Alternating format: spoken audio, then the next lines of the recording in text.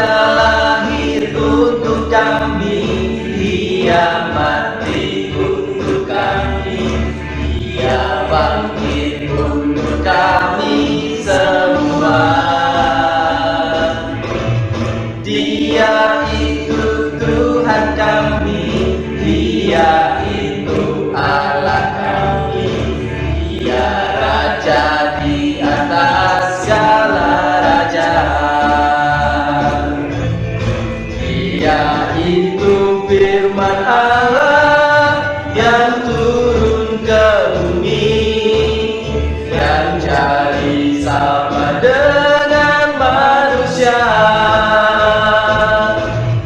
Dia Yesus sobat kami, Dia Yesus Tuhan kami, Sang Penebus juru selamat dunia.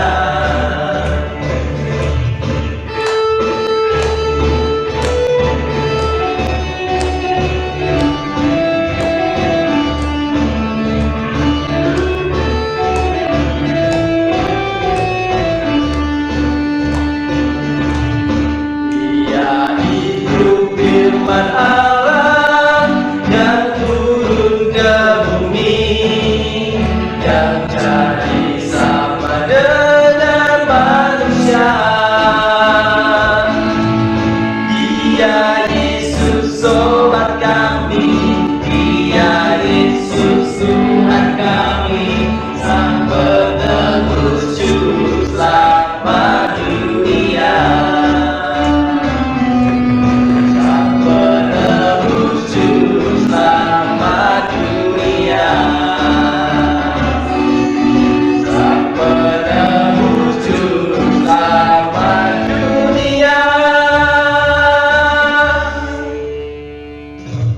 Salam anak-anakku dan Bapak Ibu sekalian. Di pagi yang baik ini, kita masih diberikan anugerah kesehatan, kita masih diberikan kehidupan oleh Tuhan yang Maha Kasih, Tuhan Yesus Kristus, di mana kita bisa bertemu di pagi hari ini untuk mendengarkan firman Tuhan. Tetapi sebelum kita mendengarkan firman Tuhan, mari kita siapkan hati kita siapkan jiwa dan pikiran kita untuk menyapa Tuhan. Mari kita berdoa. Tuhan yang Maha Kasih, terima kasih atas segala karunia-Mu, berkat-Mu yang luar biasa dalam hidup kami, sehingga kami senantiasa dapat mengagungkan dan meluhurkan nama-Mu di dalam setiap detik nafas kami. Tuhan yang Maha Kasih, tuntunlah dan jamalah kami ya Tuhan, agar kiranya Engkau mampukan kami untuk mendengarkan sapaan-sapaan-Mu yang begitu indah. Tuhan yang Maha Kasih, berfirmanlah dan siap kami untuk mendengarkannya. Amin. Selamat pagi anak-anakku dan Bapak Ibu sekalian. Untuk pagi ini luar biasa, ini saya suka sekali dengan judul ilustrasinya nanti. Nah, untuk bacaan hari ini diambil dari 1 Yohanes pasal 5 ayat 14. Dan untuk bacaan nasnya diambil dari 1 Yohanes pasal 5 ayat 14. Yang menyampaikan demikian. Dan inilah keberanian percaya kita kepadanya, yaitu bahwa Ia mengabulkan doa kita jikalau kita meminta sesuatu sesuai dengan kehendak-Nya. Ada sebuah ilustrasi yang akan saya bacakan dengan judul Cincin dari Embun.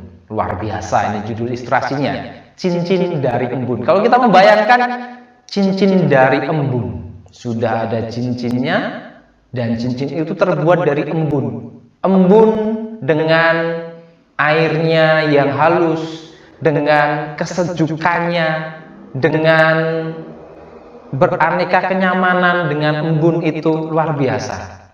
Mari kita dengarkan ilustrasinya. Alkisah ada seorang putri raja yang meminta kepada seorang kakek tukang cincin untuk dibuatkan cincin dari embun. Bisa nggak kira-kira? Ada seorang putri raja yang meminta seorang kakek untuk membuatkan cincin dari embun. Kita membayangkan pun sulit. Masa sih cincin dari embun? Apabila sang kakek tersebut tidak berhasil melakukannya, maka ia akan dijatuhi hukuman mati. Lah, sudah membayangkan, kita membayangkan cincin dari embun aja, susah banget buatnya gimana. Dan kalau tidak bisa membuatkannya, hukumannya mati. Ngeri sekali.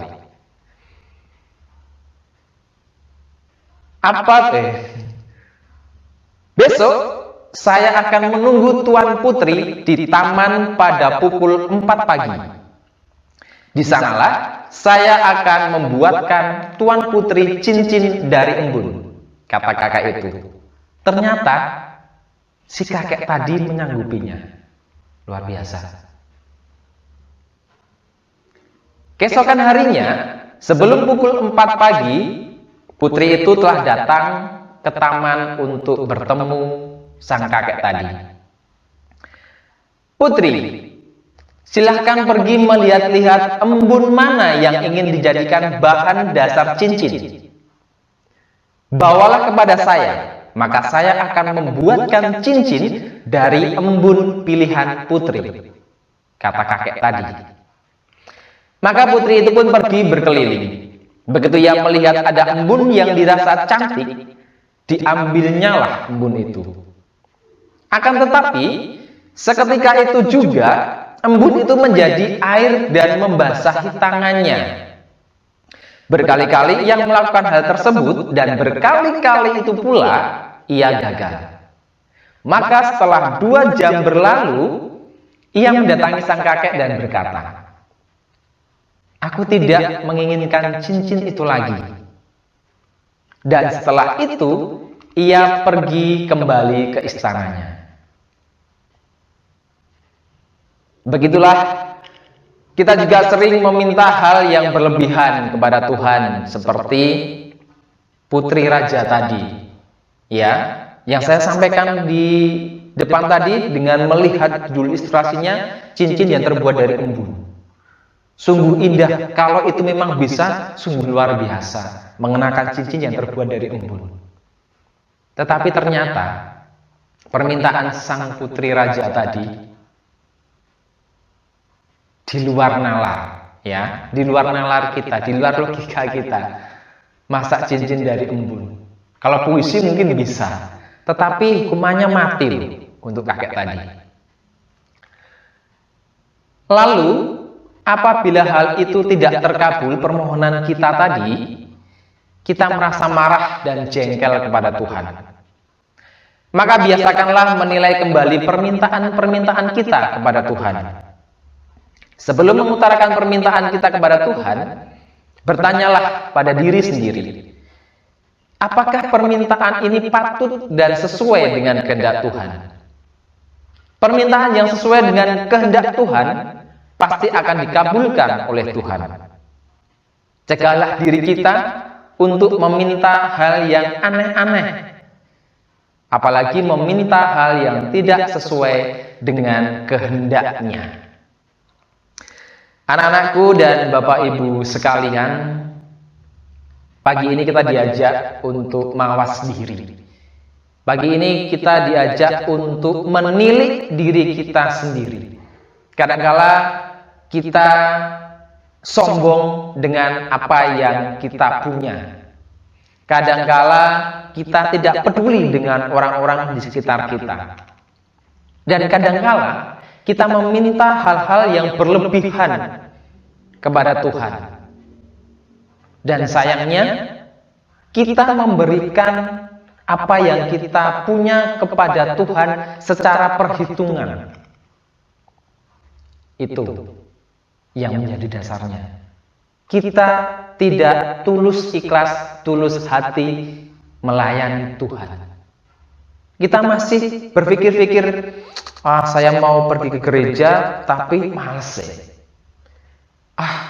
Saya mau menolong orang yang betul-betul kesusahan tetapi nanti uangku habis dan lain sebagainya.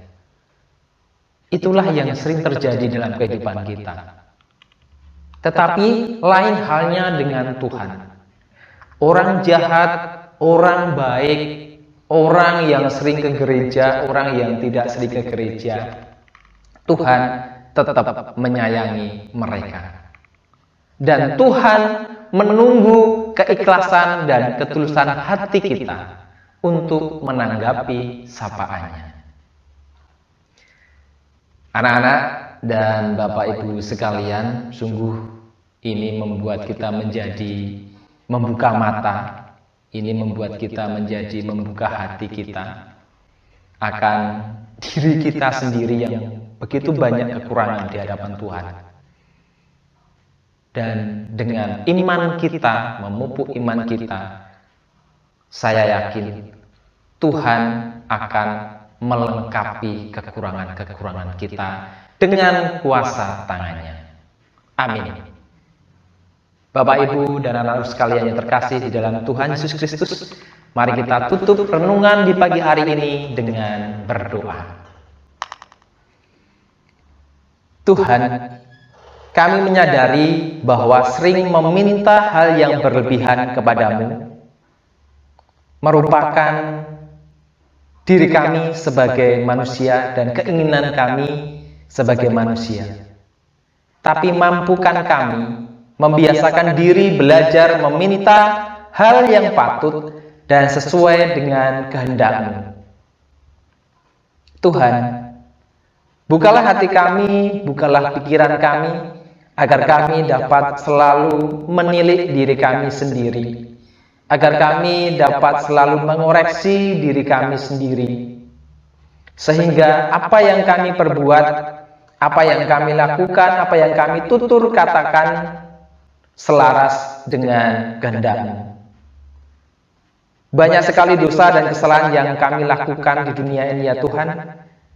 Mohon ampun akan segala dosa dan kesalahan tersebut ya Tuhan. Dan hanya di dalam nama-Mu, doa dan permohonan yang kurang sempurna ini kami haturkan. Amin. Anak-anak dan ibu-ibu yang Bapak Ibu yang terkasih di dalam Yesus Tuhan, demikianlah renungan pagi hari ini. Dan semuanya kita bawa dalam doa, semuanya kita bawa dalam usaha. Sehingga apa yang menjadi permohonan kita, apa yang akan kita lakukan selalu selaras dengan kehendak Tuhan. Pesan saya, tetap ikuti protokol kesehatan. Lakukan 5M. Dan tidak usah takut, Tuhan selalu menyertai kita. Maka semuanya akan sehat, semuanya akan selamat. Terima kasih, Tuhan memberkati. Salam.